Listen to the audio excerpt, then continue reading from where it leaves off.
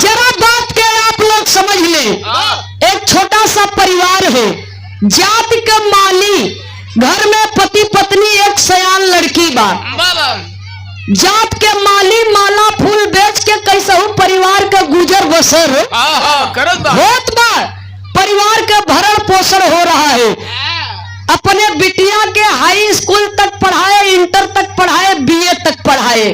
पढ़ाई का खर्च इतना महंगा बा कि अब आगे पढ़ावे का हिम्मत नहीं बा। लड़की सयानी हो गई है, लड़की के जोगे घर बर खोजत है।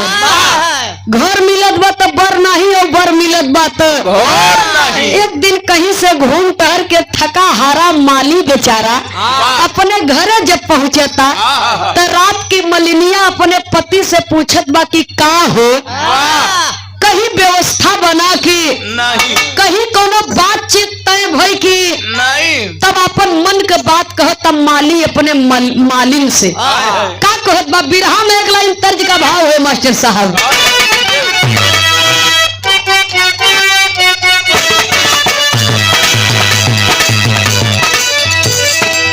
ए राजा हम के बनारस घुमाएगा, ए राजा हम के बनारस घुमाएगा, ए राजा हम के बनारस घुमाएगा। चल के गोदौलिया का पनावा खियाएगा, चल के गोदौलिया का पनावा खियाएगा, ए राजा हम के बनारस घुमाएगा, ए राजा हम के बनारस घुमाएगा, ए राजा हम के बनारस घुमाएगा। लेकिन बिरहा में भाव है बाबूजी, माली अपने माली से कहता कैसे बताई रानी दुखवाया पार बा, कैसे बताई रानी दुखवाया पार बा, कैसे बताई रानी दुखवाया पार बा। होता दहे जावा के भारी मारा मार बा, होता दहे जावा के भारी मारा मार बा। जहाँ हम जाई रानी दुखवाया पार बा, जहाँ हम जाई रानी दुखवाया पार बा, जहाँ हम जाई रानी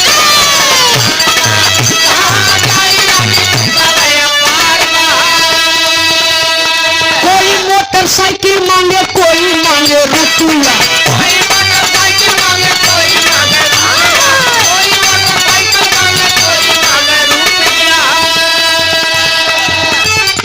हाय हो विधाता दे काहे दिहला भगवान गरीबी में बिटिया, काहे दिहला भगवान गरीबी में बिटिया, काहे दिहला भगवान गरीबी में बिटिया। हाय हो विधाता तोहरी माया ये परंपार बा, हाय हो विधाता तोहरी माया ये परंपार बा।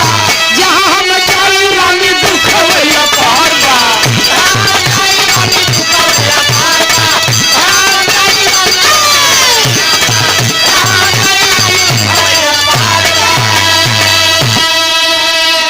मालिक होता है अपने मलिनिया से कि क्यों के घरे भगवान बिटिया न दे, या बिटिया दे तो गरीबी मत दे। ए दुनिया में जहाँ जाई तो तहाँ दहेज मोहबाए खड़ा बा। हमारे पल्ले इतना रुपया नहीं न कि अपने पढ़ी लिखी लड़की के खातिर कोनो सुयोग्य घर बर खोज ले। जहाँ हम जाई रानी दुखवैया पार बा। सुनने वाले बाबूजी, एक दिन एक रिश्तेदार के मदद से एक जगह पर लड़का देखल गए तो रिश्तेदार जी कहे सुना हो भैया, बिटिया का तोहरे बियाह हो जाई, 1 रुपया दहेजो न लागी। खाली फर्क इतना बा कि तोहार लड़की बीए पास बा और लड़का अंगूठा छापा, एक अक्षर पढ़े लिखे। लड़का सरवा एकदम अंगूठा छाप फिंगर वाला बा। हाँ, एकदम फिंगरप्रिंट वाला बा, कोनो दिक्कत नहीं बा। पाँचों लगावत है। सुनने वाले बाबूजी, जब इतना बात सुने माली तो कहा कोनो दिक्कत नहीं बा, बिना बियाहे बिटिया रह जाए से बढ़िया बा कि शादी हो जाए। तो देखा शादी तय हो गई, और जब शादी तय हो गई तो बड़े प्रेम पूर्वक से बारात सच के आवता। और जब बारात सच के आवता, दुआर 4 होता, जल जल पान होता। और जब बरतिया भोजन करे बदे बैठे थे तब मतारी बहन लोग गीत गौनई गावत हैं। कैसे गावत हैं मास्टर साहब? कहना है कहा जे दिन राम जाना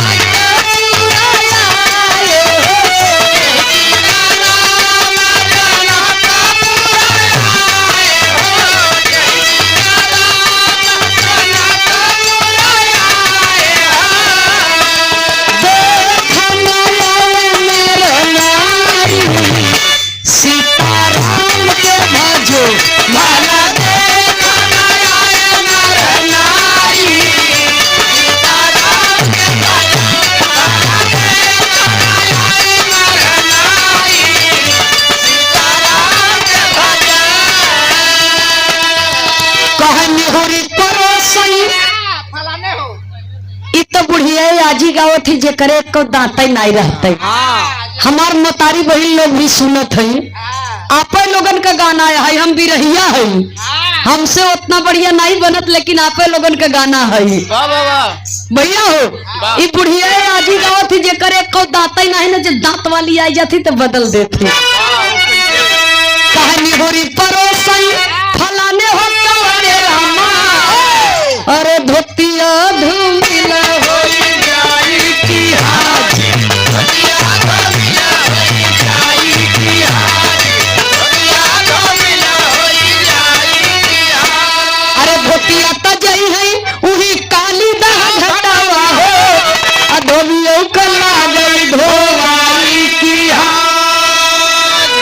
कसोरा बगल में धरल बा और कटहर कई बनी तरकारी। दोस्त यार समझावत हन कि कुछ मीठा उठा लिए जाए यार। पान ऊपरी एक मुट्ठा अगरबत्ती वो का हुए? हाँ वही सुलगा जाइए, मच्छर उच्छर न लगे। अच्छा अगरबत्ती ठीक बा, ऊपरी का करे लग जाए के? ऊपरी धुइहार करे। सुनई वाले बाबूजी वो कहतन कि कोनो मीठा उठा लिए जाए तो कम बुद्धि के तो है बा बेचारा, बाजार गवा गुड़हिया जलेबी खरीदे। दूसरी टाइम बात औरतन के बड़ी फेवरेट मिठाई बा गुड़हिया जलेबी खरीदे, रुमाली में गठिया रस चुवता ओकर। और गुड़हिया जलेबी खरीदे, रुमाली में गठिया लिए। संध्या की मेहरारू के लगे जाता और जब औरत के लगे कमरा में पहुंचता तो दुल्हिया उनकर पैर वैर छू के सुनने वाले बाबूजी तो दुल्हिया चरण स्पर्श करके उन्हें बैठावता पलंग पे। बेचारू डेराता है, डेरात है ना, जलेबी रुमाली में गठियाए हैं। और जब बैठत हैं बाबूजी पलंग पर तो दुल्हिया कहा और बतावा हाल समाचार। Good night. कहीं और सब ठीक बाटे, कहीं और हाल समाचार बढ़िया बने, कहीं हाँ और सब ठीक बा। ऐसे पूछत पूछत हाल समाचार पूछत पूछत मजे टाइम बीत गया। तो दुल्हवा कहे हमरे वहां लगता हम सोब, कहे हम सोब। तो दुल्हिया कहता अच्छा ठीक बा सोवा। अब कहता गुड नाइट। तब वो करे ख्याल भ दुल्हवा के, दुल्हिया कहता गुड नाइट तो दुल्हा कहता गुड़ नाई लिए हई हे या गुड़हिया जलेबी लिए हई। आज के दिन यही काम चलाई, यही से काम चलाए ले, काल गुड़ लियाई देबई। आज नहीं कल गुड़ तो के लियाई दे, बाद गुड़हिया जलेबी खाई ले। आज ही काम सरकाई ली।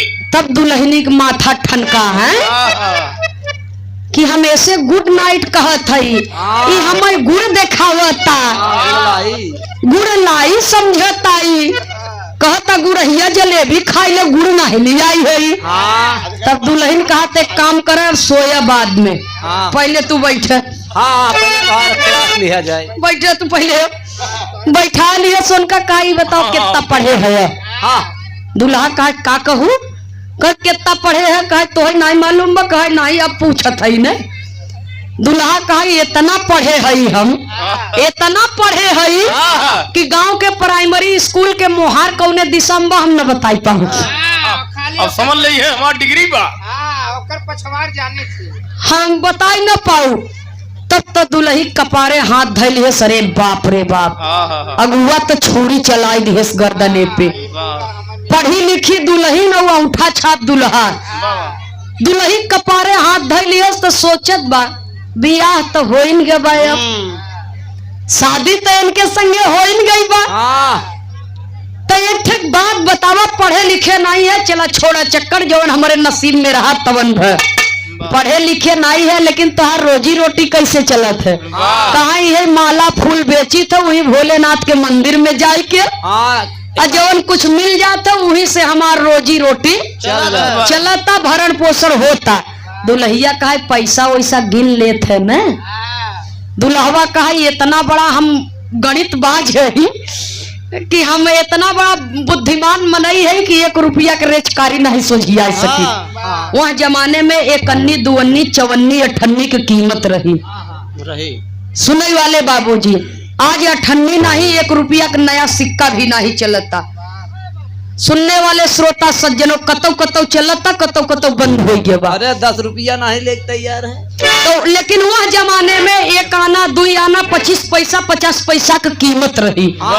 भैया हो, तब दुल्हा कहता कि हम इतना बड़ा विद्वान है, इतना बड़ा समझदार है कि 1 रुपया के रेचकारी गिन के तोहके नहीं बता सकी। दुल्हन कहा नास्त हो गया। एक तो अनपढ़, ऊपर से कम बुद्धि, इनके संगे हमार जीवन कैसे बीते। आज तो ठीक बा, आवे वाले समय में 2 ठे लड़किया बच्चा भगवान दे दे ही, हम का खाब ओन्हने के का खियाऊ, वो कैसे पढ़ाऊ लिखाऊ। तब दुल्हन दुल्हा से कहता अब हमार तुहार सुहाग रात। ब्रेक रहे कहे अब हमार तुहार सुहाग रात अब यहीं से खत्म। कहे मतलब ये है कि अब ये रस्म तब पूरा होए जब तू कमाई के कुछ ले अउबे, तब दुल्ही समझावत है, अपने दुल्हा से समझा के कहत का बा।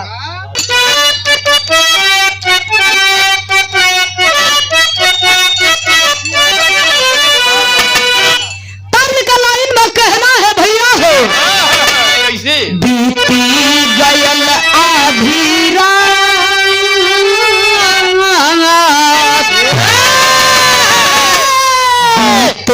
गयल आधी रात, चांदनिया धीरे धीरे आना।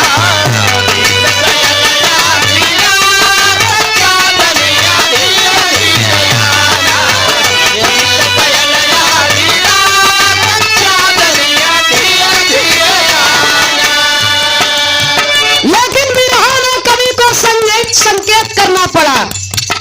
पढ़ी लिखी दुल्ही अपने अनपढ़ पिया के समझाओ, बस समझा के कहे का कैसे यह कहत बा, कही के दुल्हन मुस्का सावरिया बात मोरी माना, कही के दुल्हन मुस्का सावरिया बात मोरी माना, कही के दुल्हन मुस्का सावरिया बात मोरी माना।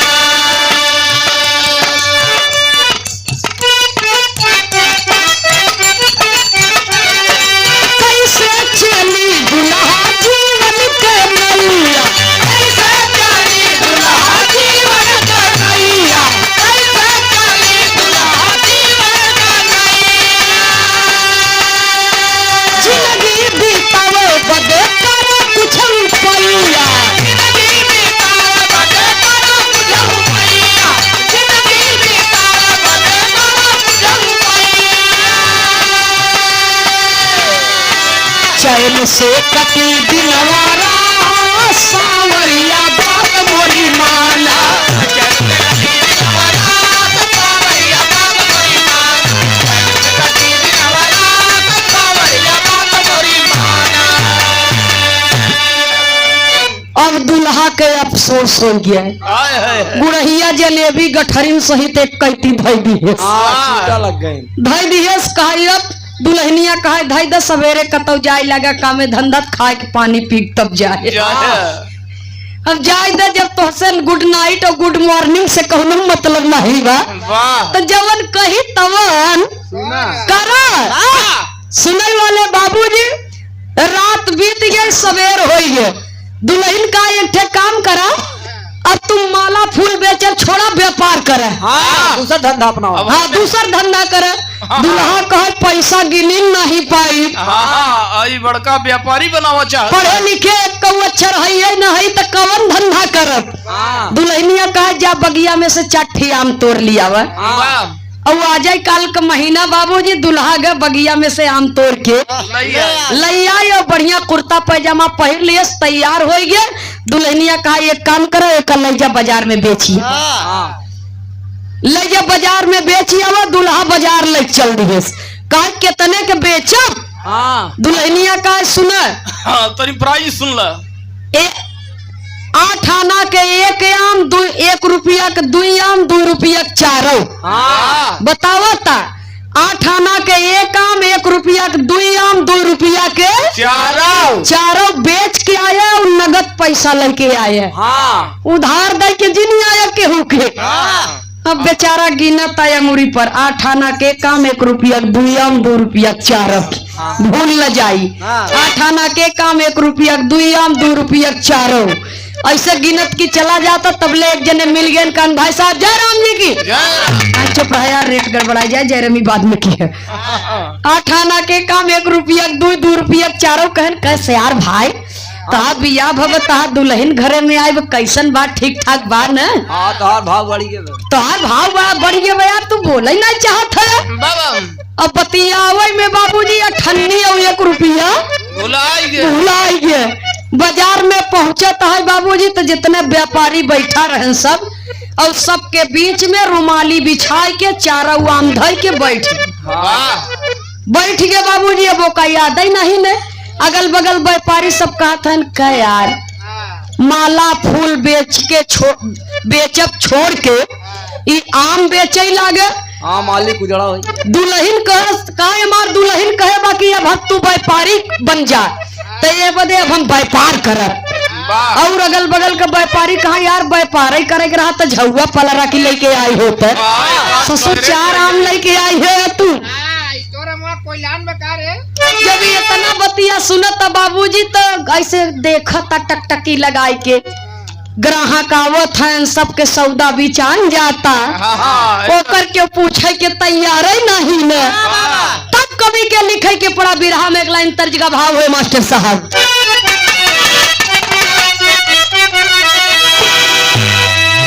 तर्ज वही है झकोरा मारे झुलनी, लेकिन यही में एक गाना हमने गाया, आप सबने सुना। कैसे भैया हो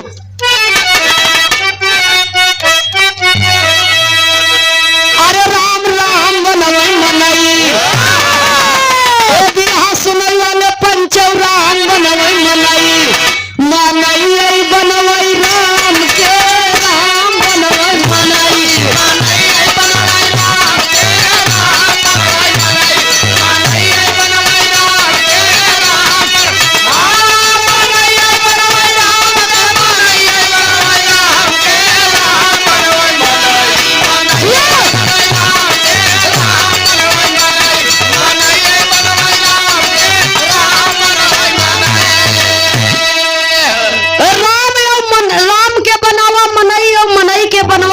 कितना बड़ा फर्क बा।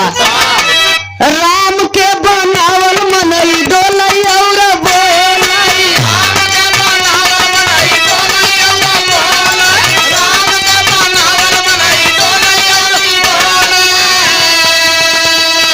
मनई के बनावल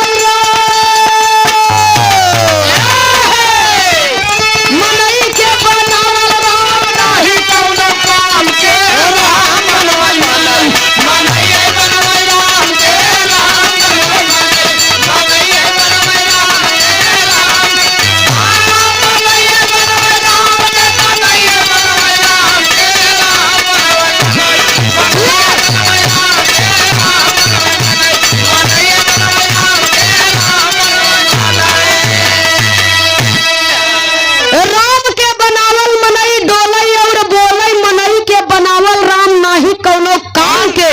राम बनवई मनई मनैया बनवई राम के। राम बनवई मनई मनैया बनवई राम के। सुनने वाले बाबूजी, एक इंसान ने भगवान से कहा, एक जगह एक तरफ तो लिखा जाता कि मनई के बनावल राम नाही कोनो काम के, राम बनवई मनई मनैया बनवई राम के। लेकिन दूसरी तरफ लिखा जाता कि एक इंसान ने भगवान से कहा कि आए भगवान, तूने मेरे जैसे असंख्य पुतले बना करके इस धरती पर भेजे हैं और मैंने तेरे जैसे असंख्य पुतले बनाकर इस दुनिया में बेचे हैं, लेकिन शर्म उस वक्त आती है जब तेरे बनाए हुए पुतले आपस में लड़ते हैं और मेरे बनाए हुए पुतलों के सामने लोग शीश झुकाते हैं, पूजते हैं, उन्हें पूजते हैं, मत्था टेकते हैं। इसीलिए लिखा गया बाबूजी, कवि को संकेत करना पड़ा, कहना है बिरहा के लाइन में। व्यापारी देखत है सबके सौदा बिचान जाता, उनके दुकान पे क्यों नहीं आवता, तब कहत है अरे राम बजे रे ऐसे अमवा पे, ए भाई बजे रे ऐसे अमवा पे, गहकी ना भेटा हो बजे रे ऐसे अमवा पे, गहकी ना भेटा हो बजे रे ऐसे अमवा पे, गहकी ना भेटा हो बजे रे ऐसे अमवा पे।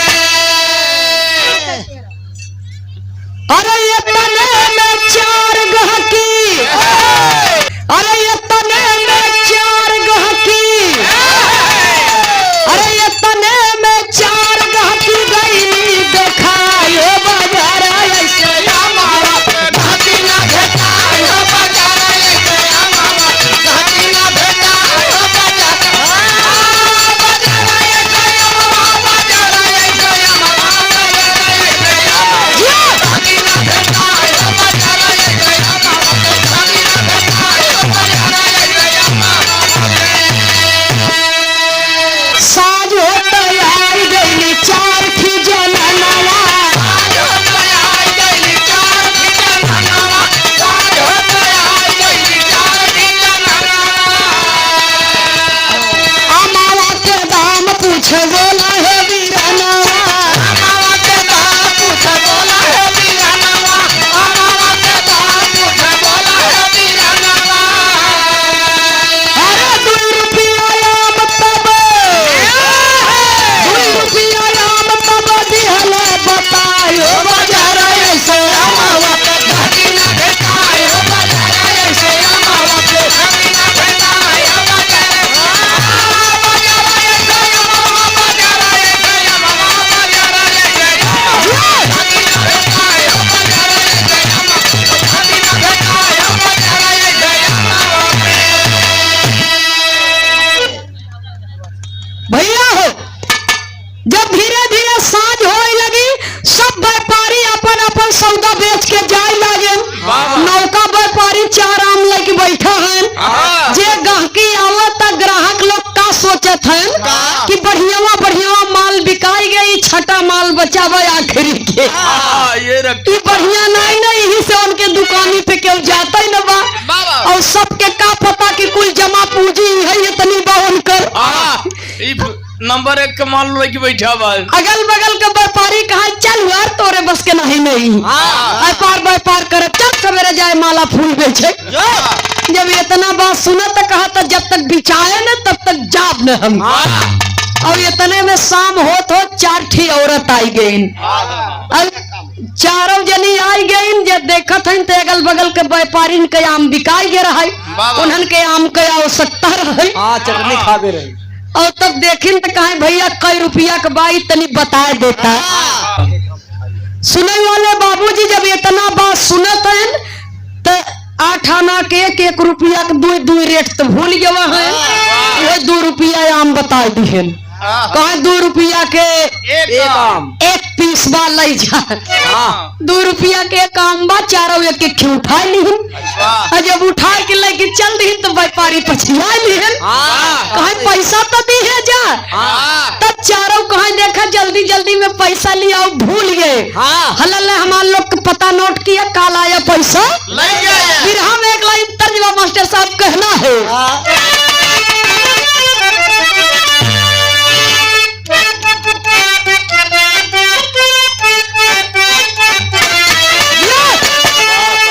पता का बतावत है, अरे पेटवा में दाढ़ी हंस के कहा दुल्हनिया सुनाय मिटावा, पेटवा में दाढ़ी हंस के दुल्हनिया सुनाय मिटावा।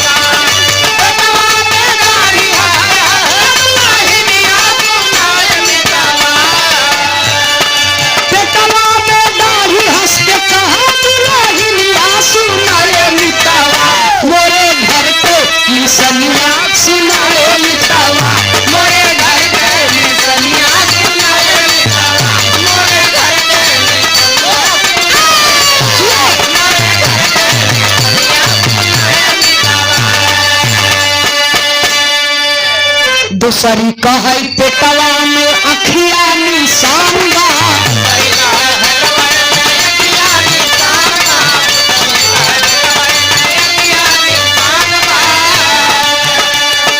तीसरी कहे पेटवा में दांत पहचान बा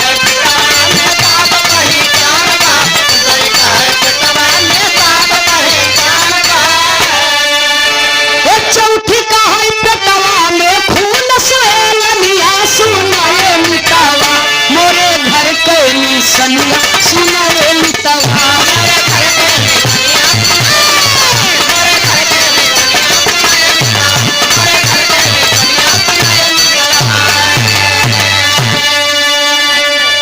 पहिल की कहे व्यापारी ई तो व्यापार करे के बताए से कहे मां मेहरारू समझे कि हम अनपढ़ है हमार मेहरारू अनपढ़ बा हमार मेहरारू पढ़ी लिखी खूबसूरत बा समझदार बा पैसा दे जल्दी उधार सौदा न भी चाहे एक तो पहले दिन लेके आए उधार एक तो पहले दिन लेके आए है उधार लेके जाओ पैसा दा खराब कर दे। जब इतना बात सुनत है चारों तो कहा जल्दी जल्दी में आवत रहे पैसा भूल गए चारों को माथा ठनका कि एकर में हरारू एक व्यापार करावल चाहता तनी ओकरे बुद्धि के परीक्षा लिया जाए सुने वाले बाबूजी चारों कहते हैं सुना हो व्यापारी पैसा भूल गए पता नोट कर लेते और काल चला आया वो अपन पैसा लेके चला जाया कापी की कलम निकाला पैसा पता नोट करे व्यापारी कहें कि हम कौनो गंवार समझत हूँ का खाली पढ़े नहीं है बाकी बुद्धि हमारे बा हाँ कापी कलम का जरूरत हमें नहीं बा बतावा जितना तू सब कहबू उतना हम अपने दिमाग में नोट कर ले पहल की कहा सुना पता नोट करा हमारे दुआरे पेटे में दाढ़ी बा हाँ पेटे में कहा हमारे दुआरे पेटे में दाढ़ी बा यही हमारे घरे का पता है जब व्यापारी सुने तरह से चकराने चकराई गए हैं पेटे में दाढ़ी बा फिर संभर गए दूसर की कहा सुना हाँ लेकिन पेटे में दाढ़ी बा कहा हमारे दुआरे पेटे में दाढ़ी बा दूसर की कहा हमारे दुआरे पेटे में आँखी बा तीसर की कहा हमारे दुआरे पेटे में दांत बा चौथी कहा हमारे दुआरे पेटे में खून बा यही पता है और चला आया और पैसा लेके अपन चला गया व्यापारी के गोड़े तरह से तो जमीन खस गई चारों चली गई कह के अब व्यापारी पहुंचे घरे अपने अब घरे पहुंचा मेहरारू जब देखे बाबूजी तब एक लोटा पानी लेके दौड़ी अरे राम हो हमार व्यापारी आई गए एक लोटा पानी लेके दौड़ी हमार व्यापारी आई गए जब इतना बात सुनता बाबूजी व्यापारी तो खुश हो गए लोटा पानी देखे के चला पानी वानी पी ले मुँह धो ले और जैसे मुँह धोवा था तब से ओकरे ख्याल हो गए दुल्हनिया से कहा बतावा कई रुपया के आम बताए रहू दुल्हनिया कहा कि 8 आना के काम 1 रुपया 2 रुपया 4 अरे व्यापारिया खुशी के मारा कूद गए उछड़ के कहा तू 8 आना के बताए रहू 1 रुपया 2 रुपया 4 हम 2 रुपया के काम बेच के आई है दुल्हनिया कहा अरे वाह बेटा वाह क्या कहे जज्बात में मनाई कहे दुल्हन अपने दुल्हा कहत रहे वाह बेटा वाह हाँ खुशी भैया तो दुल्हनिया का वाह वाह वाह हमार व्यापारी तू तो एकदम करे जो गदगद कर दी है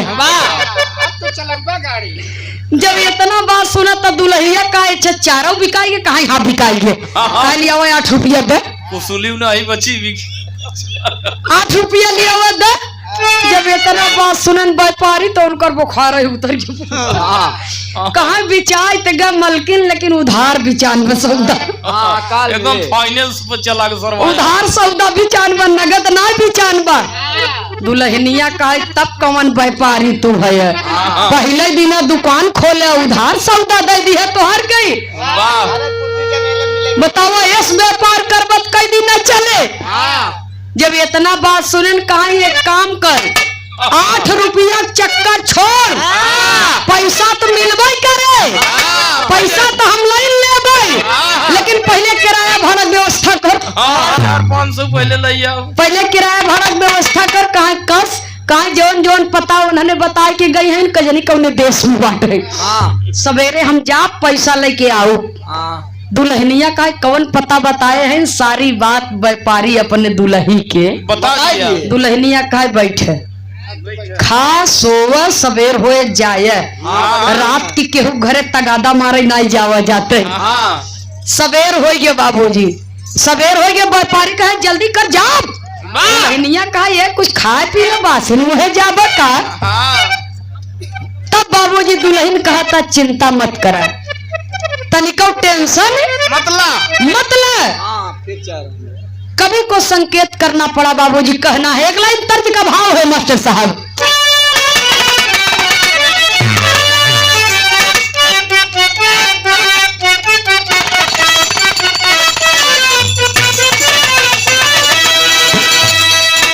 अपने जमाने का यह सुपरहिट गीत रही, तारा बानो फैजाबादी जी ने इसे गाया है। अरे कजरा लगवाली बिंदिया सजवली, कजरा लगवाली बिंदिया सजवली, सैया दिल लखुलिया ए गारी हो, सैया दिल लखुलिया।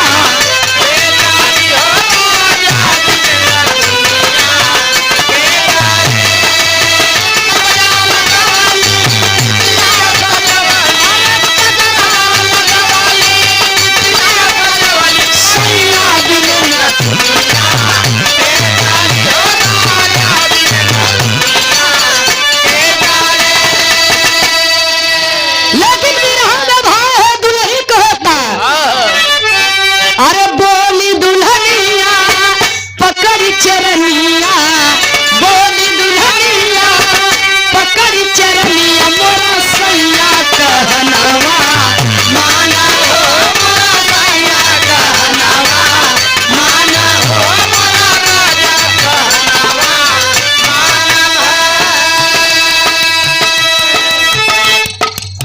दुल्ही समझावता अपने दुल्हा के, समझा के कहत का बा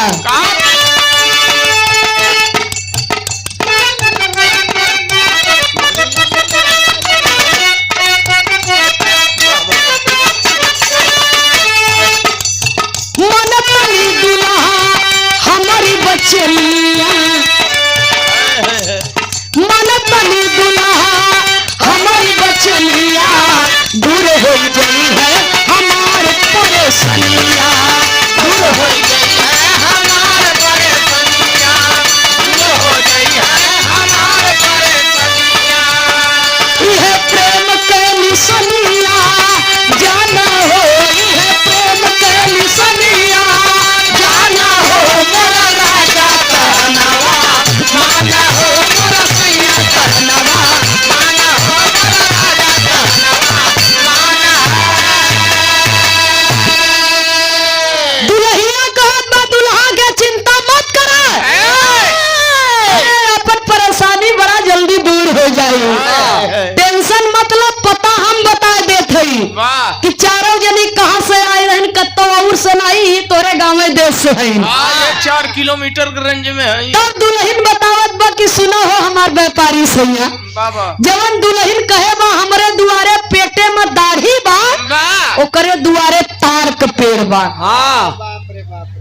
जवन कहे बा हमरे दुआरे पेटे में दाढ़ी बा, ओकरे दुआरे तार के पेड़ बा।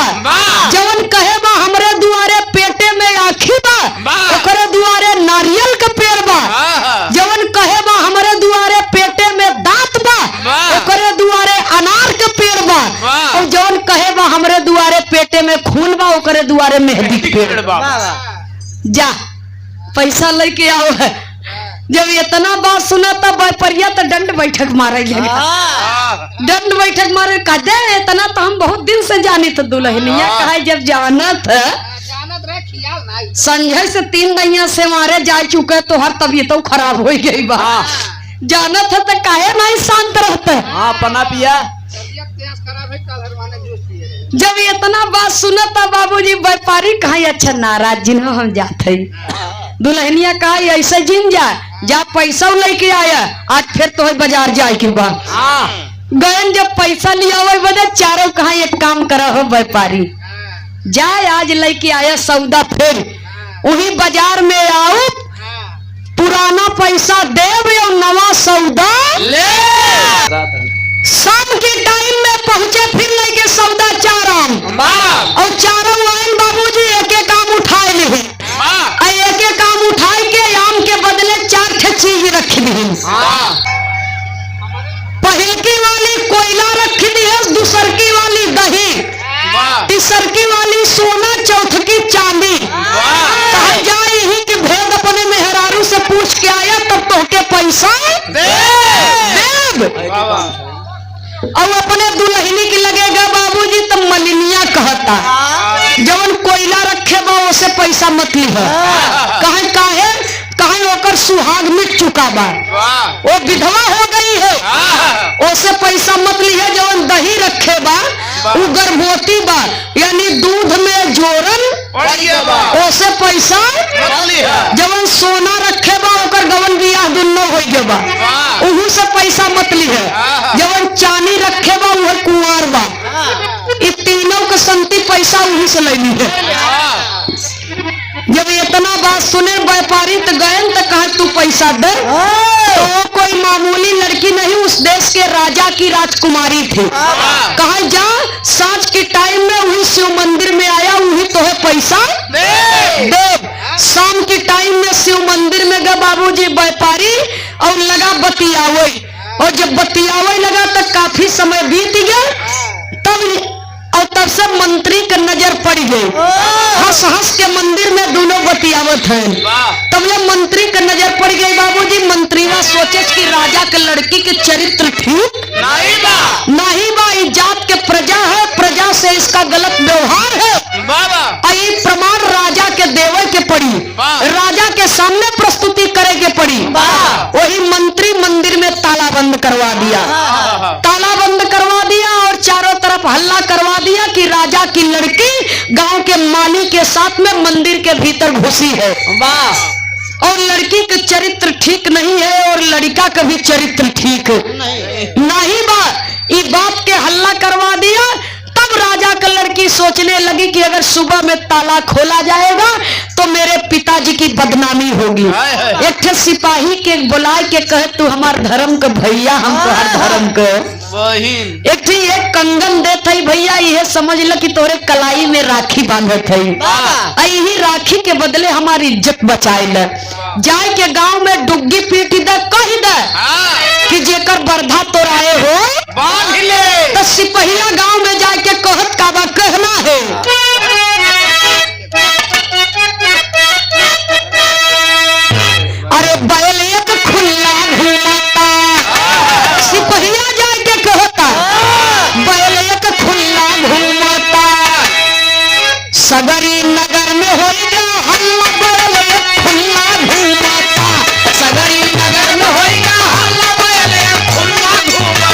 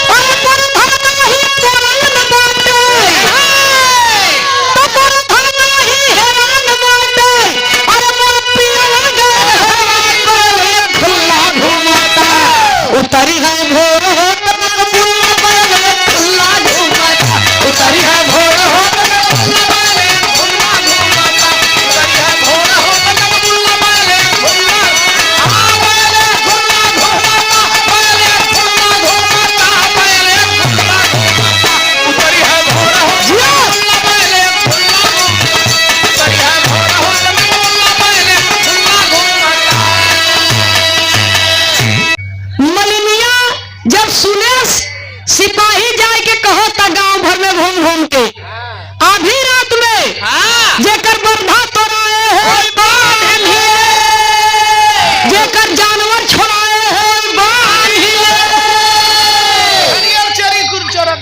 आधी रात के सब उठ के जात है अपन अपन गोरुआ झांकत है, सबका गोरू बरधा अपने अपने खूटा पर दरे बंधा है। और जब मलिनिया सुनत कहा ये सिपाही भैया आवो काहे कहाँ का बात बा काई बताओ बरधवा जोन तोराए बा कहाँ बा। मलिनिया कहा तो बरधवा कहाँ बा। सिपहिया कहा बाबा भोलेनाथ के मंदिर में बात तो हो रही है कहा। मलिनिया कहा हमारा ही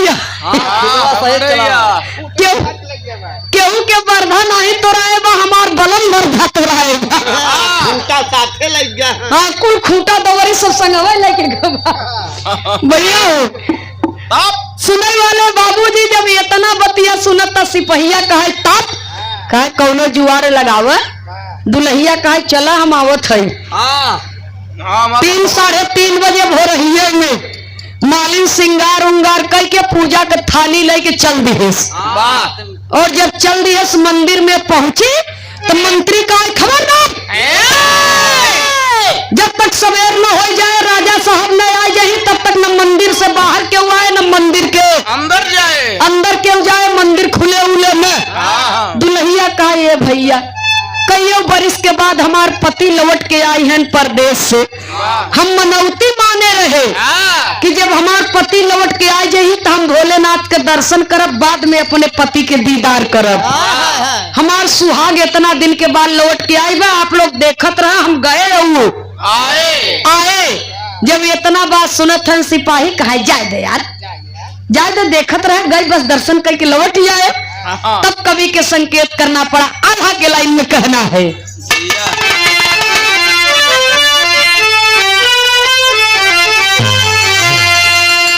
अरे पहुंचे मंत्री साहब तब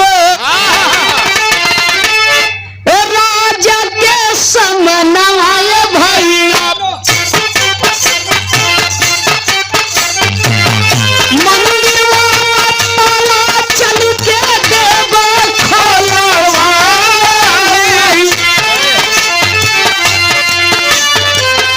पहुंचे राजा साहब जब मंदिर द्वार में नवा बाबू खोल जब ताला निकलई मालिन मुंह से कहे राजा साहब तब मंदिर, कहे राजा साहब तब मंत्री से बचनिया भैया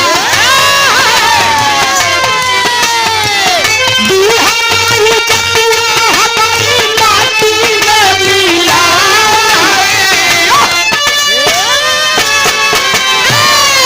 सुनने वाले बाबूजी मलिनिया घुसी मंदिर के अंदर और जब देखे तो एक कहती बलम बरधा एक कहती राजा के बिटिया कसो व्यापारी संजय से आई है पैसा ले आई बरे जोड़ के मंदिर में बैठा आई कुल दाम ही लेता है। बरधा बनाए बेचिया कहाँ रही सवेर होत बनी चाहे तुम्हारी हो जानी है ऐसे ही व्यापार कर दे। जब इतना बात सुनता बाबूजी राजा का लड़की तब रोए लगी और जब राजा का लड़की रोए लगी बाबूजी तब मलिनिया कहे रो अजिन रो मत हला तू हमार कपड़ा पहिर हम तुहार वस्त्र बदल लिहस बाबूजी, अपने अपन वस्त्र पहिराय के पूजा के थाली दे के राजा के लड़की के बाहर निकाल दिहस और राजा के बिटिया के वस्त्र पहिर के मलियाऊ के संगे गांठ जोड़ के वही मंदिर में बैठ गई। जब राजा के लड़की बाहर निकल लाग तो जितने रहन सिपाही कहा देख बार वही या कि दूसरा के हुआ कहा वही तैयार कपड़ा ओढ़ना सब कुछ पूजा के थाली लिहन बा जाई का क्योंकि मैं हरारू के हम मुंह देख जाबे। सुनई वाले बाबूजी राजा के लड़की के मर्यादा तो बच गई। हर सवेर भर मंदिर के ताला खोला गा मलियवा दोनों परानी मुस्की मारत के गांठ जोरे मुस्कियात बहरे निकले तो राजा साहब खिसियाने मंत्री के ऊपर तुहार नाश हो हमारे नमक खाए के हमारी इज्जत तुम्हारा माटी में मिलाई दी है। साले इतनी बड़ी बदतमीजी करता है। बतावा हमारे बिटिया के ऊपर इतना बड़ा लांछन लगाई दी है। तब मंत्री कहा था कि ओ हो यही आई रही हो रही हमें कि कुल गड़बड़ घोटाला यह की है बा, लेकिन हम झूठ नहीं बोलते राजा साहब। अगर मैं झूठ बोल रहा हूँ तो मेरी एक बात सुन लीजिए, मुझे जो चाहे सो सजा दीजिए। बाबा जब इतना बात सुने कहा सजा तो है फांसी को हो। इतना रहे समाज बिटिया सजा तो के फांसी के हो। जब इतना बात सुने तब मंत्री जी सुन रहे हैं तो कहा फांसी के सजा हो। सरकार तो मरने वाले की आखिरी ख्वाहिश भी पूछी जाती है। मैं फांसी पर चढ़ने के लिए तैयार हूँ, क्या आप मेरी आखिरी ख्वाहिश नहीं पूछेंगे? बोलो तुम्हारी अंतिम इच्छा क्या है? बता दे। कहे सरकार अंतिम इच्छा हमारी है बा कि मैं फांसी पर चढ़ जाऊंगा, लेकिन सत्य के लड़ाई लड़ते फांसी पर चढ़ूंगा। झूठ के चक्कर में हम अपन जान न गवाऊं। अगर आपकी बेटी इस माली के साथ में मंदिर में नहीं थी रात में, तो आप खौलते हुए तेल में अपनी बेटी को कुदवा दीजिए। अगर आपकी बेटी जल जाएगी तो समझ लेना कि मैं सच्चा हूं। अगर आपकी बेटी नहीं जलेगी, नहीं मरेगी, तो मैं झूठा हूं। हंसते हंसते फांसी पर चढ़ने के लिए तैयार हूं। जब ये तना बात सुनत बा राजा का बिटियवा कहा रहे तो है यही रात में, अनजान पुरुष है वो, उसके साथ में मैं रात भर मंदिर में थी। खौलते हुए तेल में कूदूंगी तो निश्चित तौर से मर जाऊंगी। तो एक काम करी, पिताजी से कह दे पिताजी मैं खौलते हुए तेल में कूदना चाहती हूँ आपके इच्छा अनुसार, लेकिन हमरो एक ठे इच्छा बा। हमरो एक ठे इच्छा बा। हमारी इच्छा ही बा कि हम तेल में कूदे से पहले नगर के जितने भिखारी हैं सबके भिक्षा देवे चाहिए थे। ये बदे लड़कियां सोचता कि जैसे ही वो बचाए ली है वैसे अगर सुने तो कोनो न कोनो उपाय तो लगावे करे, हमार जिंदगी बच जाई। जब मलिनिया सुने तो का हो व्यापारी पैसा ले गया रहे तोहरे ग्राहक के जिंदगी खतरे में बा, अब तो अगर जान चल जाई। तब वो मत करा, एक ठे फटही कथरी ओढ़ी ले, अब फुटही बटुई ले ले, चला जा तो हो महल में। और जब सब भीख ले चुकी ही तो राजा की लड़की जब तेल में कूदने के लिए चलेगी तो आप पहुंच करके उसकी कलाई पकड़ लेना। व्यापारी कहाँ मतलब अभी तक के बच्चा चला आवत है, कलाई पकड़ ले तो मार जाब कि जिंदा रह हुआ। जब ये इतना बतिया सुनता व्यापारी सुन रहे हैं तो कहा अगर हम राजा के लड़की के हाथ पकड़ ले भरे महफिल में तो मंत्री से पहले हमार फांसी हो जाए, नहीं वही तेल में हम ही के झोंक दे तब तो तू तो विधवा हो जाओ। मलिनिया कहे चिंता जिन कर तोरे पाछे हम रहबे, जब तू हाथ पकड़बा तो हम आई जाब न कुछ जुआल लगबे करब। तब कवि को संकेत करना पड़ा, स्वर्गीय दद्दा पंधारी के धुन में लिखना पड़ा।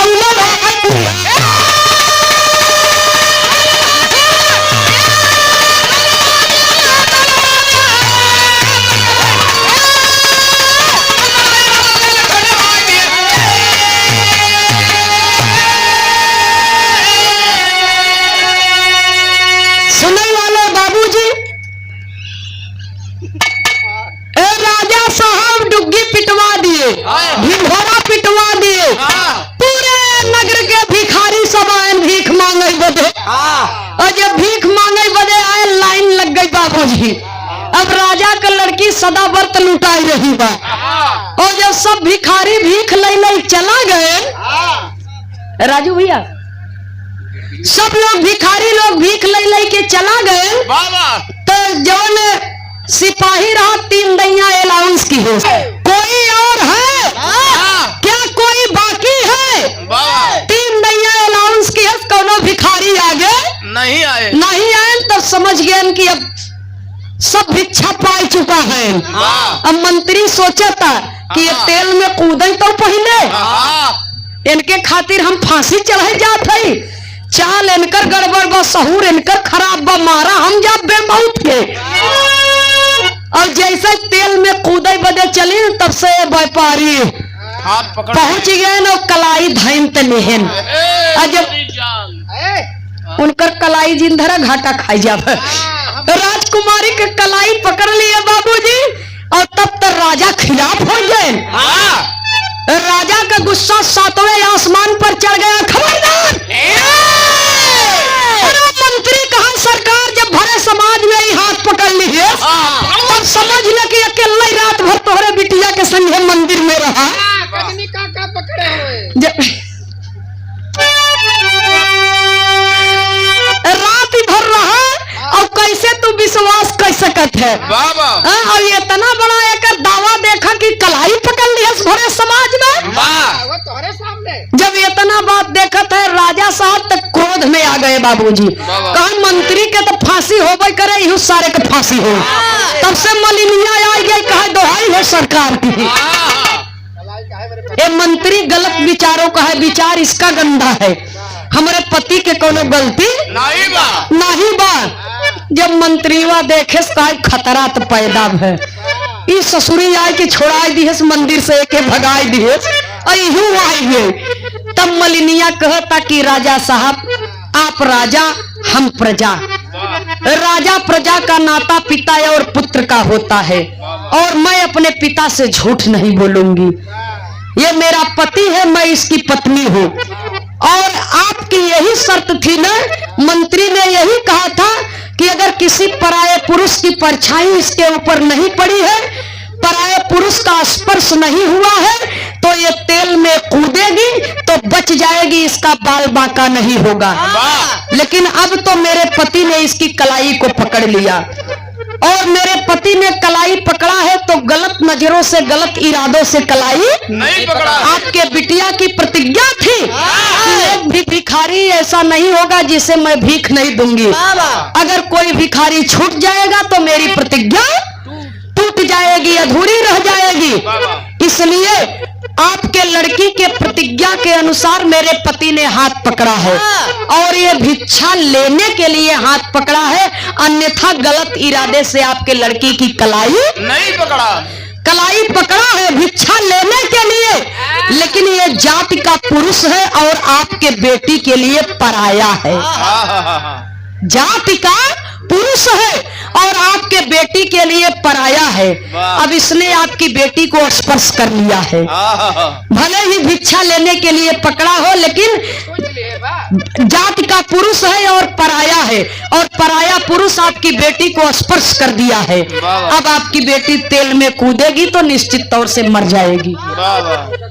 जब इतना बतिया सुने राजा साहब, तब मंत्री जी कहा धन्य हो लक्ष्मी की। सारी बात के जानकारी हो गई बाबूजी। राजा साहब प्रसन्न हो गए। राजा साहब प्रसन्न हो गए कि आपने इतनी बड़ी बुद्धिमानी का काम किया है, बोलो इसके बदले में तुम्हें क्या इनाम चाहिए? मलिनिया कहे कि राजा साहब हमें कोनो इनाम न चाहिए, अगर आप कुछ देव ही चाहत हुआ तो ये मंत्री निर्दोष है, इनकर फांसी रद्द कर दे। इनके फांसी देवे की आवश्यकता नहीं बा। इन्होंने जो देखा वही कहा, सच्चाई मैंने आपको बताया है, तो इसलिए ये निर्दोष हैं। और आप जैसे महात्मा धर्मात्मा इंसान के हाथों से किसी निर्दोष की हत्या हो जाए, ये कहाँ का इंसाफ है? तो इसलिए आप इनकी जिंदगी को बख्श दीजिए। राजा साहब खुश हो गए कि आपके जैसे बुद्धिमान प्रजा मेरे राज्य में है, मैं बड़ा सौभाग्यशाली हूँ। बोलो बेटी तुम्हें इसके अलावा क्या चाहिए? राजा साहब अगर कुछ देवे चाहता तो हमन दोनों प्राणी के आपके महल में रोजी रोटी की व्यवस्था हो जाते। जात के माली रहबे भन अपने बाग में उनको रख लिए, बाग बगीचा के देख रेख करे बदे रोजी रोटी भी लग गई और मान सम्मान भी बाबूजी पूरा हुआ। इसलिए कहा जाता है पति पत्नी एक सिक्के के दो पहलू हैं। अगर एक खोटा हो जाए तो सिक्का बाजार में न चले। इसी तरीके से पति और पत्नी को चाहिए कि यदि एक के अंदर कोई कमी है तो उस कमी को नजरअंदाज करे और अपने जीवन को अपने बुद्धिमानी के साथ जिए और अपने प्राणी के अपने परिवार के मान सम्मान का ख्याल रखे के चाहिए। इसीलिए कहा जाता है यदि पति समझदार है तो एक मकान बनता है, यदि पत्नी समझदार है तो एक घर बनता है, और पति पत्नी दोनों समझदार हैं तो वो घर एक मंदिर हो जाता है। बहुत बहुत आप सबको सादर नमन। हमारे राजू भैया जी को बहुत बहुत धन्यवाद। आखिरी लाइन में खानदान के परिचय के साथ में कहना है,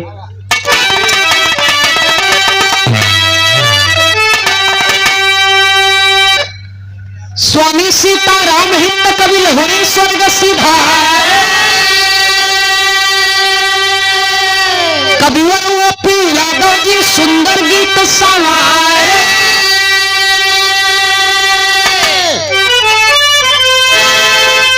अरे जवनिया जिंदाबाद बन गई, बाबू जवनिया जिंदाबाद बन गई।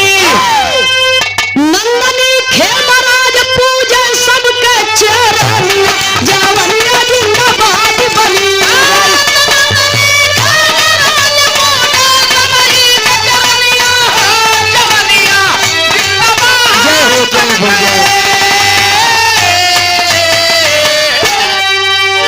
बहुत बहुत सादर धन्यवाद।